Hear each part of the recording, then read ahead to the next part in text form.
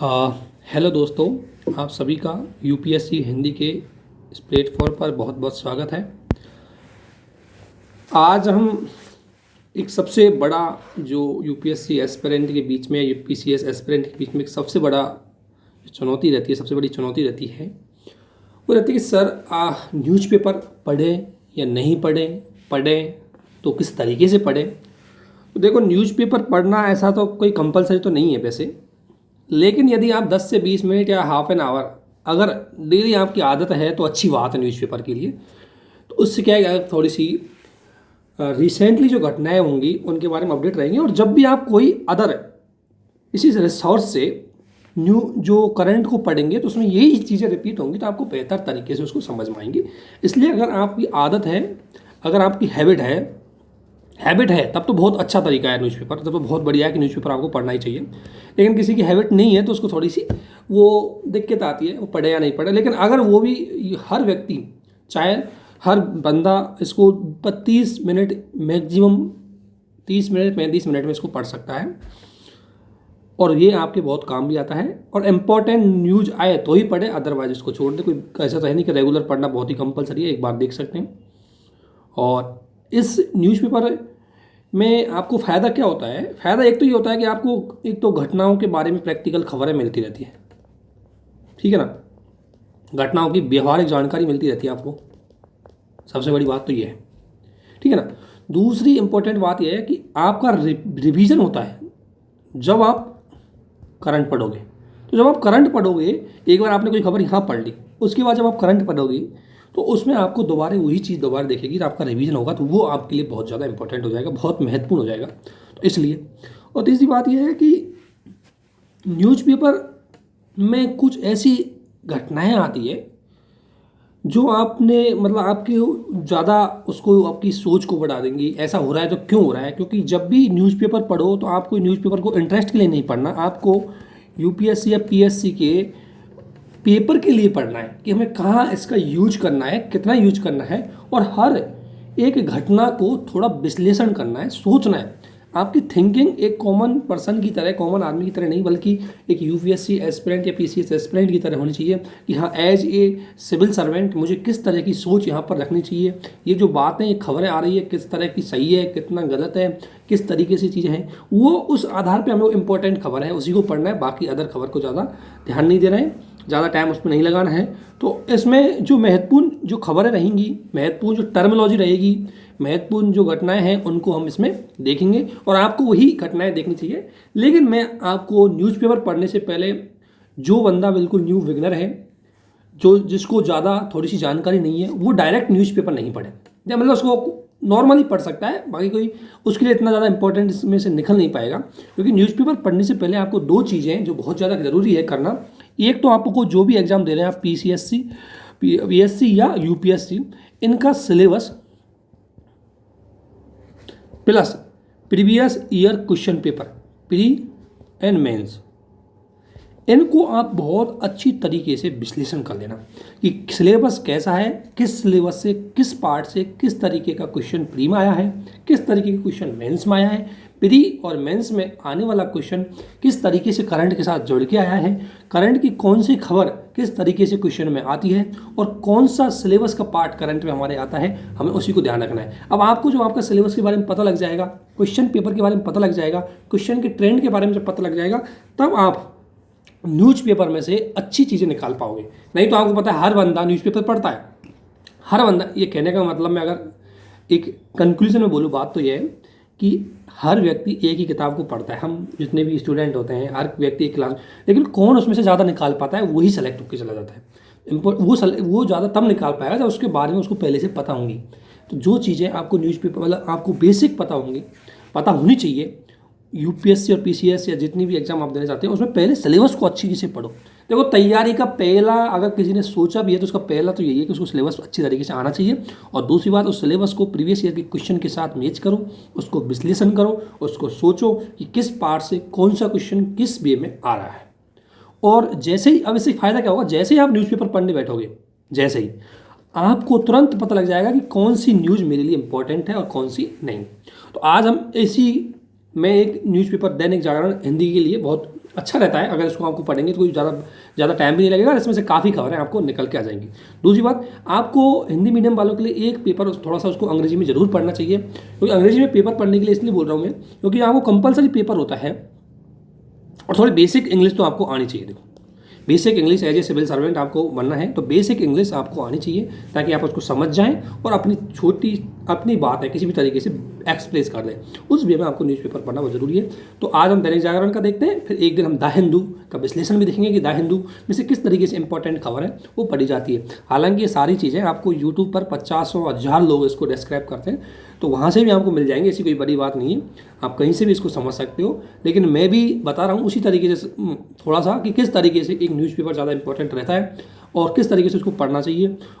मैं फिर कह रहा हूँ, कंपलसरी नहीं है कि आप न्यूज़पेपर ही पढ़ें, लेकिन अगर आपकी आदत है तो बहुत अच्छी बात है, ठीक है ना। तो इसमें से क्या चीज़ देखनी चाहिए, क्या नहीं देखनी चाहिए, और जब मैं आपको एक नोट्स कैसे बनाते हैं उसका वीडियो लेके आऊँगा तो वहाँ आपको इसके साथ लिंक करेंगे कि मैंने उस न्यूज़पेपर को खबर बताई थी, इसको किस तरीके से यूज करना है आपके नोट्सों में, तो वो ज़्यादा इंपॉर्टेंट है। सबसे पहले न्यूज़पेपर में अगर कोई वर्डिंग आई है, कोई कीवर्ड आया है, कोई शब्दावली आई है, उसको बहुत ज़्यादा फोकस करना है, लिखना है। जैसे इसमें एक शब्दावली आपको दिखी होगी, लॉविंग। अब देखो ये न्यूज़पेपर, ये पॉलिटिकल न्यूज़पेपर है, आपको ज़्यादा इंपॉर्टेंट नहीं है इसके लिए, पॉलिटिकल न्यूज़पेपर है, इसको छोड़ दो, कोई दिक्कत नहीं है इससे कोई ज़्यादा। लेकिन देखो इसमें कीवर्ड आया है कोई, तो उसको जरूर ध्यान रखना है। जैसे लॉविंग, अब आपको जो भी बंदा इसको पढ़ रहा है सामान्यतः उसको इसका अर्थ आता होगा, लेकिन नहीं आता तो जानने की कोशिश करें कि लॉविंग क्या है। लॉविंग कुछ नहीं, एक तरह से किसी समूह या ग्रुप के द्वारा या किसी व्यक्ति विशेष के द्वारा जो पावरफुल आदमी होता है वो इनडायरेक्ट रूप से सरकार या सरकार पर किसी प्रकार का दबाव बना करके अपनी हितों के अनुरूप नीतियों को कन्वर्ट करवाना चाहता है, उसे लॉबिंग बोलते हैं, ठीक है ना। यानी कि कोई व्यक्ति भी हो सकता है, कोई संस्था भी हो सकती है, यानी व्यक्ति संस्था जो पावरफुल होगा और वह डायरेक्ट या इनडायरेक्ट तरीके से गवर्नमेंट या गवर्नमेंट से जुड़ी हुई संस्थाओं की नीतियों को प्रभावित करने के लिए दबाव बनाएगा और वो उसको अपने पक्ष में करवाने के लिए उसे बोलते हैं लॉबिंग।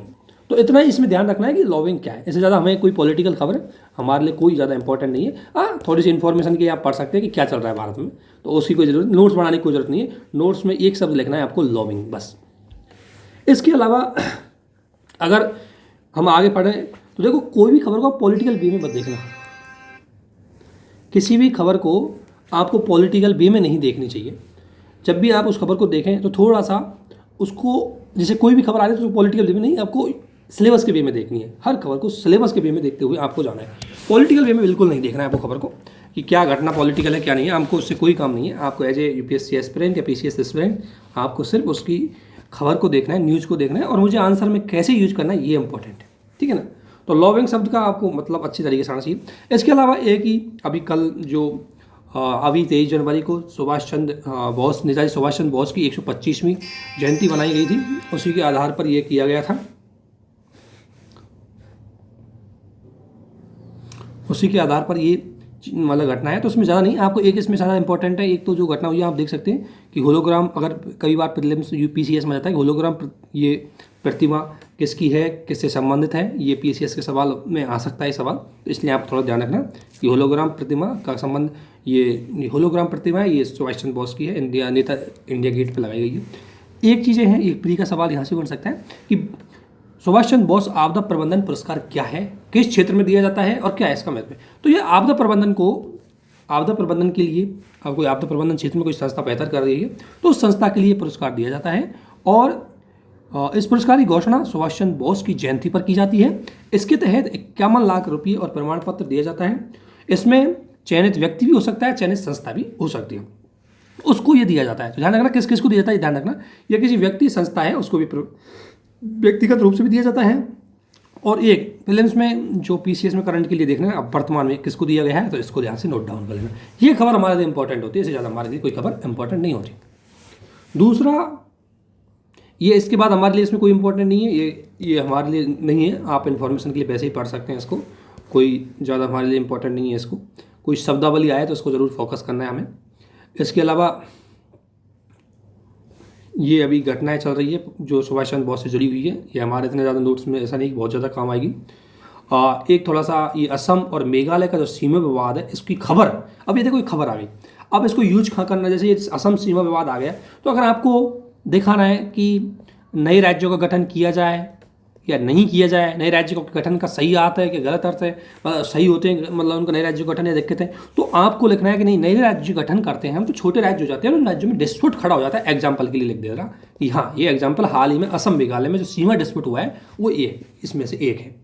तो ये चीज़ है, इतना इसको यूज करना है बेस्ट। अब ये थोड़ी सी आपको इन्फॉर्मेशन पता होनी चाहिए, इसको नेट पे सर्च कर सकते हैं कि असम मेघालय डिस्प्यूट क्या है, इसकी खबर आपके मन में आनी चाहिए कि क्या हुआ, क्यों हुआ, कैसे हुआ, उसको नोट डाउन करते हुए इतना ही ध्यान रखना है। इससे ज़्यादा इसकी कहानी बिल्कुल नहीं पढ़नी है कि मामला क्या चल रहा है, कैसे चल रहा है, आपको इतना चल रहा है कि मामला हुआ क्या था, है ना। इसके अलावा एक इसमें एक ये जो अफस्पा कानून से आर्म फोर्स जो कानून है हमारा, सशस्त्र बल विशेष अधिकार अधिनियम, ये अभी किन किन, ये इसके बारे में थोड़ी सी इन्फॉर्मेशन लेना कि ये कानून, अब देखो ये पूरा आपका कॉन्सेप्ट है, आपको इस कानून के बारे में आर्टिकल 33 है, उसके अंतर्गत आपको मतलब सरकार को ये सकती है, संसद को, कि वो किसी क्षेत्र विशेष में जाकर के संसद क्या कर सकती है कि उसके कानूनों को मतलब मौलिक अधिकारों को सीमित कर सकती है।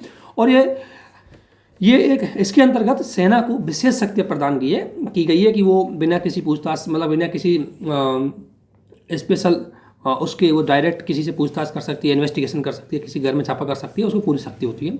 और अगर किसी पे शंका है उसको इनकाउंटर भी कर सकती है, पूर्ण शक्ति होती है। तो इसमें इसका क्या इशू है, ये आपको पॉलिटिकल में आपको इसके बारे में अच्छी तरीके से पता होना चाहिए, तो उसको जान लेना। और इसके बाद ये कहाँ कहाँ पर लागू है वो जान लेना। और हाल ही में किस में चल रहा है, तो मणिपुर बोल रहा है कि इसको हटाओ, क्योंकि इससे बहुत बड़ी मात्रा में स्टेट गवर्नमेंट है ना, उसकी शक्ति सीमित होती है, क्योंकि इसमें पुलिस की बजाय आर्मी को शक्ति ज़्यादा मिल जाती है। और पुलिस आती है किसकी, स्टेट की, आर्मी आती है किसकी, सेंटर की। तो इससे कहीं ना कहीं सेंट्रलाइज जो शासन है वो स्थापित होता है, और इससे राज्यों को बहुत दिक्कत रहती है, साथ ही वहाँ के जो नागरिक हैं उनको बहुत ज़्यादा दिक्कतें रहती है।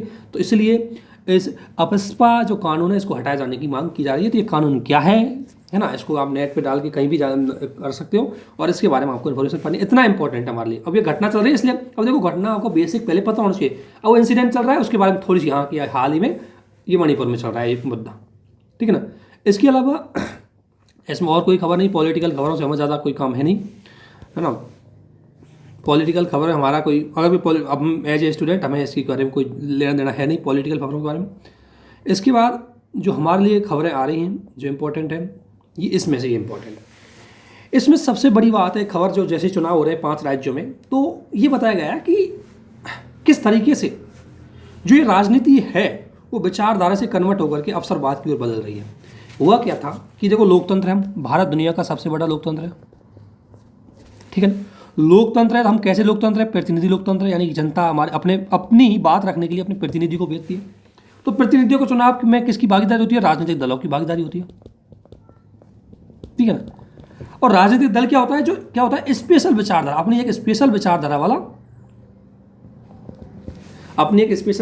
वाला समूह होता है जो शासन तंत्र में भाग लेकर के जनता मतलब शासन तंत्र में जो सरकार में भाग लेता है, चुनाव में भाग लेता है, और उसके माध्यम से जनता अपना प्रतिनिधित्व करती है। तो क्या हर राजनीतिक दल का एक अपनी विचारधारा होती है, अपने मुद्दे होते हैं, अपने इशू होते हैं, उन्हीं के आधार पर वो अपना गठन करता है और फिर चुनाव लड़ता है। अब विचारधारा का मतलब यह कि जैसे बीजेपी है, जैसे कांग्रेस है, तो इनकी अपनी अपनी विचारधारा है। कि बीजेपी विचारधारा मुख्य रूप से ये रहेगी कि थोड़ी पूंजीवाद की तरफ रहे, है ना, थोड़ी ये पंथ निरपेक्षता के हिंदुत्ववादी मुद्दे पर ज़्यादा बात करती है, इनकी विचारधारा में है, ठीक है ना। इधर कांग्रेस की विचारधारा है, तो ये कांग्रेस की विचारधारा कहीं ना कहीं ये समाजवाद की तरफ ज़्यादा चली जाती है, वामपंथ की तरफ ज़्यादा चली जाती है ना। तो इस तरह की विचारधारा ये वामपंथ हो जाती है। और कहीं ना कहीं धर्मनिरपेक्ष राजनीति की बात करते हैं बहुत ज़्यादा। तो अपनी अपनी विचारधारा है, हर उसकी अपनी अपनी विचार, क्षेत्रीय दलों की अपनी विचारधारा होती है, अपने मुद्दे होते हैं, है ना। सपा की अपनी विचारधारा हो जाएगी, वो समाजवादी पार्टी करेगी, वो मुख्य रूप से मजदूर और किसानों के लिए ज़्यादा बात करेगी, मतलब अपनी विचारधारा होती है हर दल की, और हर दल की अपनी विचारधारा होती है। और एक मतदाता क्या करता है, मतदाता का उद्देश्य होता है कि भाई अगर मेरी विचारधारा कोई राजनीतिक दल है तो मैं उसी को वोट दूंगा। इसलिए एक मतदाता किसी राजनीतिक दल को या किसी नेता को इसलिए वोट देता है क्योंकि उसी की विचारधारा का है। लेकिन मान लेते हैं कि अगर किसी व्यक्ति ने कोई कैंडिडेट बीजेपी से खड़ा हुआ और वहाँ उस क्षेत्र के मतदाताओं ने बीजेपी के उस कैंडिडेट को वोट इसलिए दिए क्योंकि उनकी बीजेपी विचारधारा का वो था। लेकिन कुछ दिन बाद इस व्यक्ति ने अपने लोभ के लिए, अपने लालच के लिए इस पार्टी को बदल करके मान ले एसपी में शामिल हो गया। तो इसने लोगों की भावनाओं के साथ इसने जनता की भावना के साथ बहुत बड़ा छेड़खानी की है, बहुत बड़ा धोखा दिया है। क्योंकि ये किस में शामिल हो गया, वो जिस विचारधारा से लोग जिस विचारधारा ने इसको जिताया है, उस विचारधारा के लोग जिस विचारधारा को पसंद नहीं करते थे उस विचारधारा में शामिल हो गया। इसका मतलब इसने उस विचारधारा के लोगों के साथ बहुत बड़ा धोखा किया है। तो इसलिए बोलते हैं कि विचारधारा वर्सेस अवसरवाद, यानी कि लोकतंत्र की में राजनीतिक दलों की मेन भूमिका उनकी विचारधारा के अनुसार होनी चाहिए। हर राजनीतिक दल की मेन भूमिका उसकी विचारधारा के अनुसार होनी चाहिए। तो वो बदले नहीं, लेकिन वो क्या रहा है कि एक आदमी पहले कांग्रेस में था, वो आज बीजेपी में आ गया। क्यों आया? क्योंकि बीजेपी की सरकार बनने वाली है, कांग्रेस की सरकार अभी बनेगी नहीं। ये मतलब कांग्रेस का अभी हाल फिलहाल बीजेपी का प्रभुत्व चल रहा है, तो बीजेपी में क्यों कन्वर्ट हो रहे हैं? उनका कोई विचारधारा मैच नहीं कर रही। विचारधारा मैच करती तो आपको पता है कि कभी भी जैसे अगर विचारधारा की बात होती तो पार्टियों में विचारधारा मैच कर ही नहीं रही, व्यक्तियों में विचारधारा मैच नहीं कर रही। जैसे अगर आपको एक एग्जाम्पल मैं बताऊंगा, उनको आपको लिखना है कि कहीं ना कहीं राजनीतिक पार्टी है उनमें कॉन्ट्रडिक्शन बना हुआ है, ना तो खुद लोकतंत्र है, ना उनमें शामिल होला व्यक्ति है वो भी कोई अपनी विचारधारा पर टिका हुआ है। कुल मिलाकर के सारी बातें हैं किस पे चल रही है, ये सब बातें लोभ पर चढ़ रही है, अपने लालच पर, अपने पद के लिए, और पद के लिए अपने दल को बदल देते हैं। उदाहरण दे सकते हैं कि अभी देखो, आप देख सकते हैं कांग्रेस के आदमी, जैसे कांग्रेस का अगर एमपी में देखें हम तो सिंधिया था, वो कांग्रेस का बहुत दिन से लीडर था, पहले क्या स्पीच देता था भाजपा के, और उसमें शामिल हो गया। तो विचारधारा के साथ धोखा हुआ है कि उसकी विचारधारा अगर उसको लोकप्रिय बना था, वो जनता के बीच में लोकप्रिय बना था, तो उसका मेन था कि वो कांग्रेस के हिसाब से लोकप्रिय बना। लेकिन जब वो दूसरी पार्टी में चला गया तो ये कहीं ना कहीं विचारधारा के साथ छेड़खानी हुई, और इसलिए गया क्योंकि उसको सत्ता चाहिए थी, इसलिए गया। तो अवसरवाद की चीज़ें वो बढ़ती जा रही है। तो आपको यहाँ ज़्यादा इन्फॉर्मेशन नहीं, आपको एक तो ये दो शब्दों से समझना है और इनका एग्जाम्पल देना है कि विचारधारा का मतलब क्या है, अर्थात ये होता है। अवसरवाद का मतलब क्या है, तो कुछ एग्जाम्पल दे सकते हैं कि दल बदल है, ये जितने भी नेता हैं इनमें से दो एक नेताओं का उदाहरण आप लिख सकते हैं। तो ये दल बदल के जो नेता है ये क्या कर रहे हैं, अवसरवाद की बात ही कर रहे हैं। ये अवसरवाद है। ये दल बदल क्यों होता है? अवसरवाद की वजह से। जिस पार्टी सत्ता बनने वाली, हर दल वो हर कोई लीडर चाहेगा इसमें जाके शामिल हो जाए और कुछ मंत्री पद मिल जाए, अच्छी बात है। तो यही बात है। इससे क्या होता है कि कहीं ना कहीं लोकतंत्र को बड़ा हास हो जाए, इससे कहीं संसदीय शासन को बड़ा हास हो रहा है, इससे कहीं ना कहीं जनता के साथ छेड़खानी हो रही है। तो इसलिए देखते हैं। अब एक मुद्दा बहुत ज़्यादा रहता है दल बदल कानून का। तो दल बदल कानून की घटनाएं हालांकि हमारे यहाँ बहुत दिन से हो रही है, आज़ादी के बाद से ही, और इसको रोकने के लिए हमने 10वीं अनुसूची लेके आए हैं 1952 के, मतलब 52 अमेंडमेंट के माध्यम से। इस अनुसूची के माध्यम से हमने ये किया था कि किसे दल बदल माना जाएगा, नहीं माना जाएगा। देखो अब ये देखो, इसमें आपको स्पष्ट रूप से लिखा गया है कि दल बदल कानून क्या है, ठीक है ना। और आयाराम गयाराम की राजनीति क्या है। आयाराम नाम का एक गयाराम नाम का एक हरियाणा का विधायक था 1965 में, और वो एक ही दिन में ये लिखा हुआ है, उसने एक ही 15 दिन में 3 पार्टियां बदली। और तभी से बात आया कि कहीं ना कहीं लोकतंत्र के लिए बहुत बड़ा नुकसान होगा। क्योंकि लोकतंत्र को इससे नुकसान क्या होता है? पहली बात तो यह है कि एक तो नागरिकों की नुकसान क्या है, नागरिकों की विचारधारा या नागरिकों की भावनाओं के साथ छेड़खानी होती है। भाई वो उस व्यक्ति को इसलिए वोट देते हैं क्योंकि विशेष विचारधारा से संबंध रखता है, लेकिन जब वो दूसरी विचारधारा में जाके मिल जाते हैं तो उनके साथ छेड़खानी होती है, उनकी भावनाओं। दूसरा, इसमें राजनीतिक अस्थिरता रहती है। मान लें क्या होता है कि एक पार्टी इसकी सत्ता बनी हुई है, 50 लोग हैं इसमें, लेकिन इनको पैसा खिला करके दूसरी पार्टी में चले गए तो इसकी सरकार गिर जाएगी, उसकी बन जाएगी। तो और फिर बाद में उसकी कोई और गिरा देगा, फिर उसकी कोई और सरकार गिरा देगा। तो इस तरीके से खरीद फरोख्ती की बात इसमें चल रही होगी। भ्रष्टाचार चलेगा ज़बरदस्त, ठीक है ना। नेताओं को खरीद फरोख्ती चलेगी, क्योंकि ज़्यादा पैसा देकर के हर कोई सरकार बना लेगा, क्योंकि सत्ता में आने पर सब पैसा निकाल लेते हैं। तो ये आपको पढ़ना है अच्छे से, ये आपके लिए इंपॉर्टेंट है कि इसकी ज़रूरत क्यों पड़ी, ये वर्तमान में इसकी प्रासंगिकता क्या है, क्या इसने कुछ अच्छा काम किया है, नहीं किया है। ये खबर थोड़ा इंपॉर्टेंट है, ये आपकी 10वीं अनुसूची जुड़ी हुई बात है, तो ये आपके लिए थोड़ा सा इंपॉर्टेंट है। और इसका एग्जाम्पल अगर आपको देना है तो ये फैक्ट आपको लेना है कि ये फैक्ट आपके लिए इंपॉर्टेंट हो जाता है। ये फैक्ट कि 2016 से 2020 के बीच में, अब ये मैं बता रहा हूँ, ये खबर आपके लिए। अब ये फैक्ट लेना है और आपको जहाँ दल बदल कानून को बताना है तो अभी भी आप कह सकते हैं कि हाँ दल बदल कानून हम लाए हैं, और उसके बावजूद भी आज भी बड़ी मात्रा में दल बदल की घटनाएं हो रही है। जैसे तो वहाँ आपको वेरीफाई करना है कि अभी भी जो दल बदल कानून लेके आए पूरी तरह कारगर सिद्ध नहीं हुआ, क्योंकि उससे बहुत ज़्यादा घटनाएं अभी भी हो रही है। तो उसको सुधार के लिए कुछ सजेशन दे सकते हैं। तो दल बदल कानून का आने वाला क्वेश्चन में ये एग्जाम्पल आपके लिए बहुत ही ज़्यादा इंपॉर्टेंट है। तो इसकी तरह की घटनाएं आपको नोट डाउन करनी है। फैक्ट आप सोचते हैं फैक्ट कहाँ से आते हैं, यहाँ से फैक्ट आएंगे, इसको लिखो, ये फैक्ट है आपका, ठीक है ना। फिर 2-3 एग्जाम्पल लिख सकते हो दल बदल के, हाल ही में एग्जाम्पल हुए ये, तो 1-2 उनका नाम लिख सकते हो आप इससे कि ये दल बदल का एग्जाम्पल है। इनको डालने से कोई ऐसा नहीं कि पॉलिटिकल वो आएगा मुद्दा आपका, क्योंकि आपको राजनीतिक दलों के बारे में, लोकतंत्र के बारे में लिखना है। तो किसी का नाम आप लिख सकते हो कि हाल ही में जो हकीकत में हुआ है कि वो व्यक्ति पहले भाजपा में था, कांग्रेस में शामिल हो गया, कांग्रेस से सपा में चला गया, तो उसका एग्जाम्पल आप लिख सकते हो। इससे क्या है कि देखो क्या नुकसान होता है। सबसे बड़ी बात है कि अब लोकतंत्र, राजनीतिक अवसरवाद की कैसा एग्जाम्पल है, आप देख सकते हो राजनीति में अवसरवाद कैसे, कि महाराष्ट्र और में जो सरकार बनी थी उसमें शिवसेना थी, और शिवसेना कांग्रेस में आज तक कभी बनी नहीं थी। दोनों की विचारधारा एक दूसरे के विरोधाभासी है, लेकिन सत्ता के लोभ में दोनों आज सरकार बना के बैठे हुए हैं। तो ये अवसरवाद है या नहीं है? तो इसी का एग्जाम्पल अगर देना है कि अवसरवाद कैसे थी देना, कि राजनीतिक अवसरवाद महाराष्ट्र में भाजपा के साथ गठबंधन में चुनाव लड़ने वाली शिवसेना व कांग्रेस और राष्ट्रवादी कांग्रेस पार्टी के साथ मिलकर जो सरकार चला रही है उसका मेन कारण है अवसरवाद, क्योंकि शिवसेना को सीएम बनना था, अब उसको किसी के साथ भी कुछ भी करना पड़े। यानी कहने का मतलब है कि जरूरत पड़े तो आदमी गधे को भी मामा बना सकता है, वो वाली बात है। तो अवसरवाद का अगर हम एक नॉर्मल मतलब उसमें समझे तो उसका मतलब यही है कि जरूरत पड़ने पे गधे को मामा बनाना, यानी कि कोई व्यक्ति अपने लाभ के लिए कुछ भी कर सकता है। तो वही राजनीतिक पार्टी इस टाइम कर रही है, उसका एग्जाम्पल आप देख सकते हैं। और इसीलिए इसके दूर करने के लिए 1999 में जो 170वीं रिपोर्ट आई थी उसमें कहा गया कि जो विधि आयोग की रिपोर्ट आई थी उसमें कहा गया था, ये चीज़ें आपको लिखनी है जो मैंने इसमें लिखी। इस तरीके से मैं कह रहा हूँ कि अगर आपको सिलेबस आपको याद है तो आपको पता रह जाएगा कौन सी चीज़ मेरे लिए इंपॉर्टेंट है, कौन सी नहीं है, आप वही खबर पढ़ोगे। तो इसमें स्पष्ट रूप से कहा है कि 1999 विधि आयोग ने अपनी 170वीं रिपोर्ट में कहा कि चुनाव किसे पूर्व 2 या 2 से अधिक पार्टियां गठबंधन कर चुनाव लड़ती है तो दल विरोधी प्रावधान में उसे एक पार्टी के तौर पर माना। अगर मान लें बीजेपी और ये शिवसेना ये शुरू से गठबंधन था और गठबंधन के आधार पर चुनाव लड़ी, अगर इन्हें, अब ध्यान रखना, वो दल बदल कानून व्यक्तियों पर चल रहा था, अब ये पार्टियों पर चलेगा। अगर कोई पार्टी शिवसेना अगर बीजेपी से अपना गठबंधन तोड़ देती है तो ये विधि आयोग की रिपोर्ट ने बोला कि इसे भी हम दल बदल कानून का उल्लंघन मानेंगे। तो अगर आपको सुझाव देना हो कि दल बदल कानून का सुझाव क्या है तो आप विधि आयोग की रिपोर्ट उसमें लिख सकते हो। ये है आपके पास फैक्ट। आप बोलते हैं फैक्ट कहाँ से आते हैं, यहाँ से आते हैं आपके पास फैक्ट। इसी को बोलते हैं एग्जाम्पल्स, इसी को बोलते हैं फैक्ट। तो ये चीज़ें जो आप इसमें ये एग्जाम्पल हो गए, ये फैक्ट हो गए, और ये आपकी शब्दावली हो गई, ये आपकी समझ हो गई।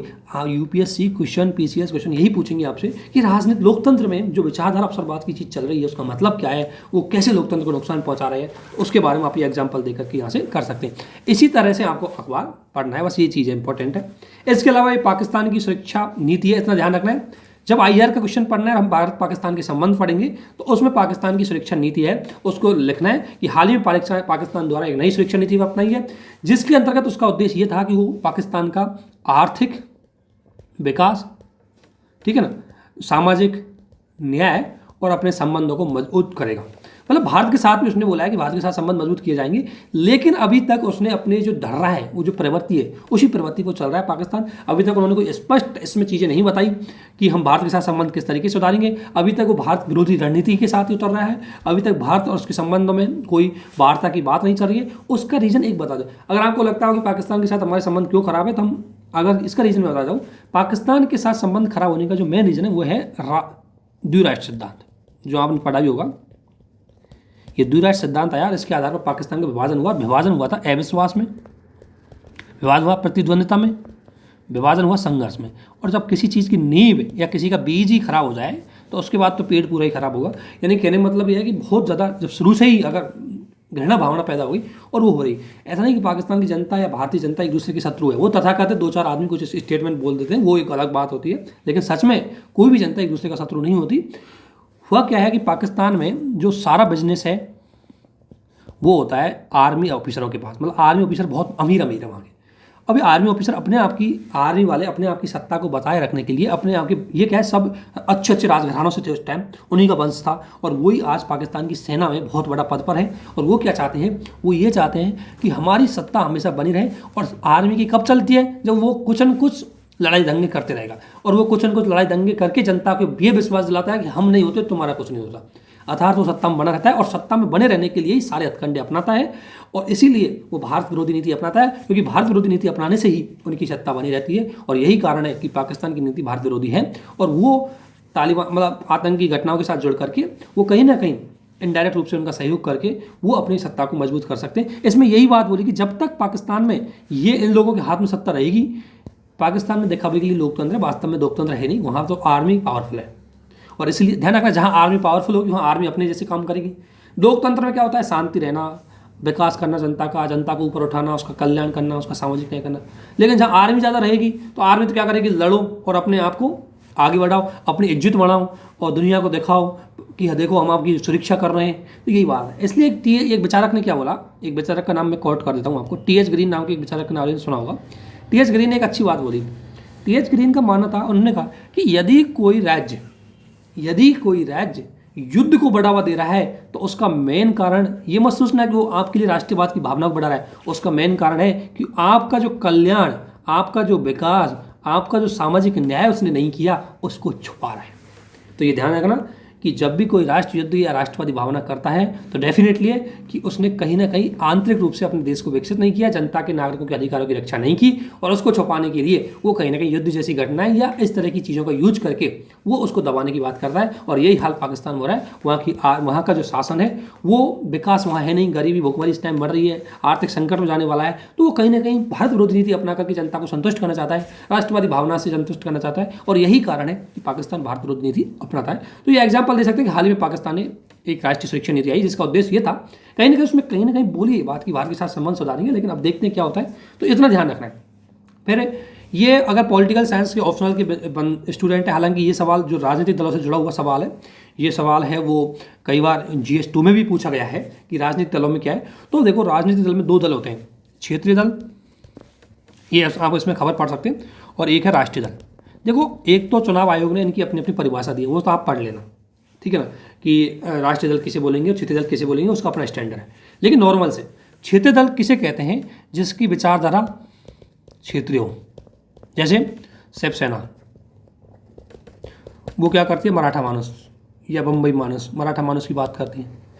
जैसे TMC, वो बंगाल वालों की बात करती है। DMK, AIDMK, ये द्रविडियन की बात करती है, द्रविड़ जो तमिलनाडु के लोगों की। तो ये क्या है, इनके मुद्दे पे है, क्षेत्रीय मुद्दे होते हैं। तो क्षेत्रीय दल होंगे जिनके पहली बात मुद्दे क्षेत्रीय होंगे, जिनके विचारधारा भी क्षेत्रीय होगी, और जिनका प्रभाव भी क्षेत्र में होगा, यानी कि क्षेत्र विशेष में एक स्टेट तक सीमित रहेंगे, वो क्षेत्रीय दल होंगे। तो एक अच्छा लोकतंत्र यह कहता है कि क्षेत्रीय दल जब भी चुनाव में लड़ते हैं या राज्यों के चुनाव होते हैं, उसमें क्षेत्रीय मुद्दों को ही आगे बढ़ाया जाना चाहिए। अब मान लो क्या हो रहा है, देखो 370 हटाया गया और महाराष्ट्र में चुनाव हो रहे हैं, या अभी भी चुनाव हो रहे हैं यूपी में या कहीं भी। अरे यूपी वालों को क्या लेना देना 370 से? यूपी वालों के लिए तो जरूरत यह है कि उनका विकास किस तरीके से किया है। 370 हटाया होगा कश्मीर के लिए, कहीं और जगह के लिए, वो राष्ट्रीय सुरक्षा के लिए हटाया, तो मुद्दा राष्ट्रीय है, उसको यूपी के चुनावों में क्या जरूरत। तो अच्छा लोकतंत्र की निशानी यही है कि क्षेत्रीय राज्यों के चुनाव में क्षेत्रीय मुद्दों को आगे बढ़ाए और राष्ट्र के चुनाव में राष्ट्र के मुद्दों को आगे बढ़ाए, वही एक स्वस्थ डेमोक्रेसी की बात होती है। लेकिन हो क्या रहा है कि अब बेचारे क्षेत्रीय दलों को तो कोई पूछ नहीं रहा, क्षेत्रीय मुद्दे बहुत सीमित हो गए। अब तो 370 उठाया जा रहा है, अब तो मंदिर मस्जिद का ये जो मुद्दा ये उठाया जा रहा है, तो ये एक अच्छी लोकतंत्र की निशानी नहीं है। तो उसमें यही कहा गया कि अब राज्यों के चुनाव में जो राष्ट्रीय मुद्दे आ रहे हैं उनकी भूमिका बढ़ती जा रही है, और उसका आप एग्जाम्पल दे सकते हो। 370 का जो है वो मुद्दा है, वो महाराष्ट्र चुनाव में उठाया गया था, वो अब यहाँ भी उठाया जा रहा है। तो ये मुद्दा राष्ट्रीय है, इसको क्षेत्रीय मुद्दा क्यों शामिल किया जा रहा है? इससे क्या हो रहा है कि क्षेत्र की जनता को जो विकास चाहिए, जो हम संघवाद के सिस्टम को लेके आए थे, उसका जो मेन मर्म है वो खत्म होता जा रहा है। वो लोकतंत्र की जो मूल धरण है वही खत्म होती जा रही है। इसलिए इस प्रकार की चीज़ें सही नहीं है, अच्छे लोकतंत्र की निशानी नहीं है। तो इसमें यही है कि किस तरीके से खत्म हो रहा है। तो अब अगर आपको एग्जांपल देना है कि हाँ, कि भारतीय राजनीतिक व्यवस्था में अगर सुधार की बात है, तो चुनाव की प्रक्रिया के दौरान क्षेत्रीय चुनाव में, राज्यों के चुनाव में वो होने चाहिए क्षेत्रीय मुद्दे, और राष्ट्रीय के चुनाव में राष्ट्रीय मुद्दे होने चाहिए। उनका एग्जांपल दे सकते हैं कि वर्तमान, अगर आपसे पूछते हैं कि वर्तमान में क्षेत्रीय मुद्दे लुप्त होते नजर आए, तो एग्जाम्पल ऐसे दे सकते हो कि अब देखो ये 370 का मुद्दा उठाया, मंदिर का मुद्दा उठाया जाना, और नहीं तो मेन तो क्षेत्रीय मुद्दों में तो होना चाहिए कि यूपी में पूर्वांचल में क्या समस्या है, यूपी में क्या समस्या है, पंजाब में अपनी क्या समस्या है, तो वो मुद्दे होने चाहिए। वहाँ के लोगों की, वहाँ के किसानों की वो क्या समस्या है, वो एक अच्छे लोकतंत्र की निशानी होती है। तो यही बात है। लेकिन आजकल थोड़ा सा मामला कॉन्ट्रडिक्शन हो रहा है, राजनीतिक दलों की अपनी अपनी दिक्कतें हैं और मुद्दे ये उठ रहे हैं, तो इसको थोड़ा ध्यान में रखना चाहिए। ये एक इंपॉर्टेंट होगा, इतना ध्यान रखना। एक ध्यान रखना, अगर आपको महिलाओं के बारे में लिखना है तो लिखना संकुचित सोच विकास, बेटियों के विकास में एक बहुत बड़ी दिक्कत है। और आपको पता है सोच ही है जो महिलाओं को पीछे रखती है। कौन सी सोच? पितृसत्तात्मक सोच। तो एक एग्जांपल इसको आप देख सकते हो कि हाँ ये चीज़ सही है, आपको पता नहीं है। और फिर ये चीन के सामरिक व्यू को तोड़ने की तैयारी। देखो अब दिक्कत क्या है, सामरिक, अगर चीन, आपको पता है चीन का उदय हुआ है, सामरिक रूप से चीन का उदय हुआ है, तो आप इसको एक बार यहाँ से पढ़ो कि चीन का सामरिक उदय हुआ है। तो अगर आपने बेसिक पढ़ा है, अगर बेसिक नोट्स पढ़ा है, तो चीन किस तरीके से सामरिक रूप से इमर्जिंग हो रहा है, चीन किस तरीके से यूएसए, इंडिया और दक्षिणी चीन सागर में जापान के साथ किस तरीके से उसकी प्रचुरता बढ़ती जा रही है, जापान के साथ किस तरीके से वो कई द्वीपों पर मुख्य रूप से वो डिस्प्यूट खड़ा हो रहा है, दक्षिणी चीन सागर में किन किन देशों के साथ उसका डिस्प्यूट हो रहा है, वो आपको सब पता होना चाहिए। तो मेन बात वही है कि चीन को घेरने की पूरी तैयारी, चीन को बैलेंस करने की पूरी तैयारी है उसमें की जा रही है, उसी के बारे में इसमें जानकारी दी गई है। तो इसमें बेसिक खबर आप निकाल सकते हो कि क्या दिक्कत है। तो चीन में भी क्या दिक्कत है, क्या चीन अमेरिका को टक्कर दे पाएगा नहीं दे पाएगा, तो इसमें भी आप देख सकते हैं नहीं कि चीन के अंदर ही अभी कई समस्या है, चीन खुद ही बड़ी समस्याओं से जूझ रहा है। चीन की स्थिति, चीन आंतरिक रूप से बहुत दिक्कतें खड़ी कर रहा है। चीन का भौगोलिक दिक्कतें, भौगोलिक चीज़ें, वो अमेरिका जो दुनिया में महाशक्ति बनने के लिए कई चीज़ें चाहिए होती हैं। ब्रिटेन महाशक्ति क्यों था, क्योंकि उसकी जो भौगोलिक स्थिति बहुत अच्छी थी। यूएसए महाशक्ति क्यों था, क्योंकि उसकी भौगोलिक स्थिति अच्छी थी, कोई उसका दुश्मन नहीं था, ब्रिटेन का कोई आसपास दुश्मन नहीं था। लेकिन चीन की स्थिति बहुत ख़राब है, चीन का भौगोलिक स्थिति बहुत अच्छी नहीं है, क्योंकि चीन इसलिए अच्छी नहीं है क्योंकि चीन का एक तो बहुत बड़ा एरिया मरुस्थल है, हिमालय में है, और दूसरी का चीन के साथ जितने भी सीमावर्ती एरिया हैं उसका डिस्प्यूट चलता रहता है। तो जब आप सीमावर्ती एरियाओं में अपने पास के एरिया में ही लड़ते रहेंगे तो फिर महाशक्ति कैसे बनेंगे। तो ये चीन के साथ एक समस्या है। दूसरी बात, चीन के साथ जो आंतरिक समस्या हुआ है तिब्बत, क्योंकि तिब्बत है वो चीन का 40% एरिया है, तिब्बत पूरा। और अगर तिब्बत में कोई, और जब उसका तिब्बत चीन को एक्सेप्ट ही नहीं करता, वो मजबूरी में उसके साथ रह रहा है। अब मान लें कल के जाके तिब्बत उससे अलग हो गया या कोई डिस्प्यूट खड़ा कर दिया, तो चीन कैसे महाशक्ति बनेगा। चीन को बहुत बड़ी दिक्कत आएंगी। फिर चीन अगर, दूसरी बात, अंतर्राष्ट्रीय पंडितों ने भी ये बात कहा है कि चीन ने अपनी शक्ति, अंतर्राष्ट्रीय पंडित, चीन, देखो हुआ क्या था कि चीन ने 1978 में अपनी नीति अपनाई और 2000 तक खूब ज़बरदस्त तरीके से उसने विकास किया और चीन धीरे धीरे आर्थिक रूप से मजबूत होने लगा। यहाँ तक चीन की नीति बहुत शांतिपूर्ण थी, कोई किसी से डिस्प्यूट नहीं, आराम से अपना विकास करना, यही चीन की नीति थी। लेकिन शी जिनपिंग आया तो उसको लगा कि अब हम राजा बन चुके हैं, तो अब हम आक्रामक नीति अपना लेते हैं, और शी जिनपिंग के नेतृत्व में चीन ने जंगल के राजा की तरह अपनी नीतियाँ बनाई। और उसके बाद एक के बाद, चाहे वो डोकलाम विवाद हो, चाहे गलवान घाटी विवाद हो, चाहे दक्षिणी चीन सागर विवाद हो, चाहे जापान के साथ सेनकाकू द्वीप का विवाद हो, ये सारे विवाद एक के बाद एक बढ़ते आ रहे हैं। ये चीज़ इंपॉर्टेंट, एक बात ध्यान रखना। और इसके बाद विश्व आर्थिक मंच पर अगर कोई स्टेटमेंट प्रधानमंत्री मोदी जी के द्वारा दिया गया है, कोई टर्मिनोलॉजी अगर प्रधानमंत्री मोदी जी के द्वारा बताई गई है, उसको लिख सकते हैं। विश्व आर्थिक मंच के बारे में एक बार जान लेना क्या है, तो ये एक आपके लिए इंपॉर्टेंट खबर रहती है। तो ये मैं ये बताना चाह रहा हूँ कि ये चीज़ें ही आपके लिए इंपॉर्टेंट होती है, इतना ज़्यादा आपको ध्यान नहीं देना है। और कोई घटना है, मतलब कोई ऐसी चीज़ आ रही है तो वो थोड़ा सा ध्यान रखना है। IR में यूक्रेन इशू चल रहा है, इसको यूक्रेन वाला मुद्दा क्या है, इसको एक बार गूगल पे, यूट्यूब पे सर्च करके पूरा पढ़ लेना। बस इतना आपको इन्फॉर्मेशन रखनी चाहिए कि ये मुद्दा है क्या, कोई पूछे तो आप बता सकते हो, ठीक है ना। तो इतनी चीज़ें ही आपको नोट डाउन करनी है, अखबार में से ज़्यादा कुछ नहीं होता, आपकी खबर की कोई काम की नहीं है, ठीक है ना। अब ये किसी का थोड़ा सा हिंदी साहित्य, तो वो इसको अच्छी तरीके से एक बार देख सकता है, ऑप्शनल है इसका, ठीक है ना। यहाँ कोई अगर अनुसंधान से रिलेटेड कोई काम की खबर ऐसी है नहीं यहाँ, तो यहाँ भी एक खबर आती है, उसको ध्यान रखना। तो हमारे लिए ये अखबार की ये न्यूज़ें ही इंपॉर्टेंट थी। मैं जस्ट आपको एक चीज़ ये बता रहा था, ये थोड़ा सा लग रहा है कि किसी भी राष्ट्र को, मतलब कर्तव्य केंद्रित होने से आगे बढ़ता है देश, नागरिक को कर्तव्य केंद्रित होने से आगे बढ़ता है देश। ये क्या कह रहा है, इसने एक अच्छी चीज़ बोली है इसमें, ये भी थोड़ी सी इन्फॉर्मेशन। जो कर्तव्य केंद्रित होने का मतलब, देखो एक बात बहुत बड़ी बात है, कई बार कर्तव्य केंद्रित बड़ी दिक्कत खड़ी कर देता है। कर्तव्य केंद्रित क्या कर देता है कि कर्तव्य केंद्रित का मतलब है लोग कर्तव्यों को ज़्यादा फॉलो करें। जैसे हमारे 51A में दिए गए हैं कर्तव्य, उनको लोग फॉलो करें, ये इसमें एक बात बोली गई है। लेकिन हो क्या रहा है, देखो कर्तव्य को अगर फॉलो करेंगे तो लोकतंत्र नहीं बचेगा, क्योंकि जनता के अधिकार सीमित हो जाएंगे, राज्य पावरफुल हो जाएगा। अरे हर जैसे रीजन क्या है, हिटलर क्या कहता था कि राज्य को कर्तव्य को फॉलो करो, राज्य को सर्वोच्च मानो।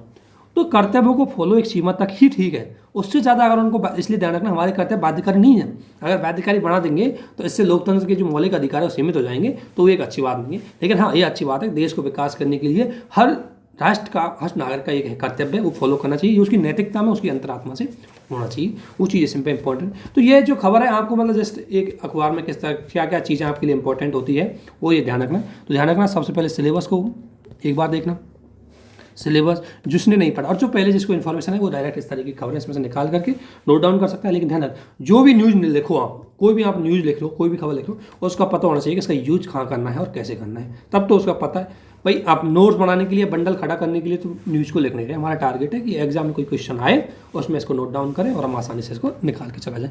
तो यही इंपॉर्टेंट है, इसी पर आप फोकस करें और इसी के साथ इसको खत्म करते हैं। अब हो सके एक दिन द हिंदू भी कैसे पढ़ते हैं उसको भी हम एक बार लाने की कोशिश करेंगे, लेकिन इसमें से इतनी ही खबर है आपको एक बार देखनी है। और इसी के साथ मतलब कोशिश करना कि इनको नोट डाउन जरूर करना। एक चीज़ फिर कह रहा हूँ, जो भी खबर इंपॉर्टेंट है उसको नोट डाउन करना, नहीं तो अखबार गायब तो 2-4 दिन से वो आपके दिमाग से खबर भी गायब हो जाएगी। उसको नोट डाउन कर लेना, कितना देखे ये इसमें से अगर आप नोट डाउन कर लेंगे तो एक पेज भी नहीं बनने वाला, हाफ पेज भी नहीं बनने वाला, 10-15 लाइन में पूरा खत्म हो जाएगा। तो वो चीज़ें आपको नोट डाउन करनी है और थोड़ा समझना है, विश्लेषण करना है, उन चीज़ों को आपके सिलेबस के साथ जोड़ना है, क्वेश्चन के साथ जोड़ना है, आंसर राइटिंग में उसका एग्जाम्पल यूज करना है। और ऐसा नहीं कि हर बार आज अच्छी खबर आ गई कल हो सके अखबार में एक भी खबर अच्छी नहीं है जो आपके काम की हो, तो जो काम की खबर है तभी तो आप लिखोगे, तभी उसके नोट्स बनाओगे, लेकिन आपके सिलेबस के अकॉर्डिंग जो खबर आ रही है उसी को ध्यान में रखना है। तो इसी के साथ इसको यहीं ख़त्म करते हैं और थैंक यू आप सभी को, बहुत बहुत धन्यवाद। और एक चीज़ और ध्यान रखना, थोड़ा सा मैं आपको बता देता हूँ, हो सकता है कि जब हम न्यू बिगनर होते हैं तो हमारे मन में होती है कि हमें कोई वो चीज़ें पढ़ाए, बहुत कॉम्प्लिकेटेड चीज़ पढ़ाए। अगर आपने सच में यूपीएससी के 2021 के मेंस के पेपर देखे हैं तो देखना बहुत ही ज़्यादा बेसिक और सीधे क्वेश्चन उन्होंने पूछे, कॉन्सेप्ट। तो इसलिए ध्यान रखना आपको बेसिक अच्छा होना चाहिए, कोई ज़्यादा हवाई में आपको महाज्ञानी नहीं बनना है, कोई विशेषज्ञ नहीं बनना है कि बहुत ज़्यादा टफ पढ़े।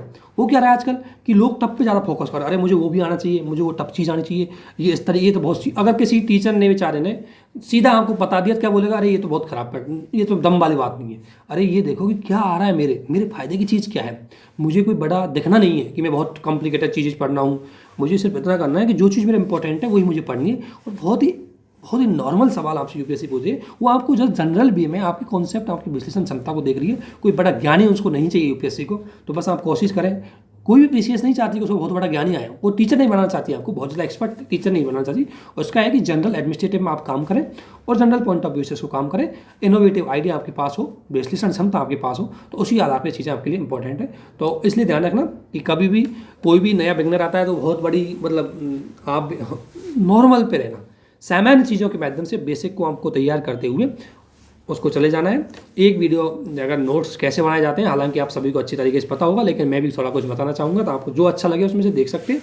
आपका अपना नोट्स बनाने का तरीका होना चाहिए, अखबार भी आपका अपना नोट्स होना चाहिए पढ़ने का।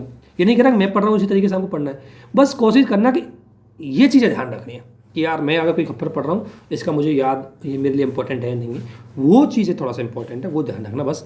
और इसी के साथ इसको समाप्त करते हैं। आप सभी को बहुत बहुत धन्यवाद, थैंक यू।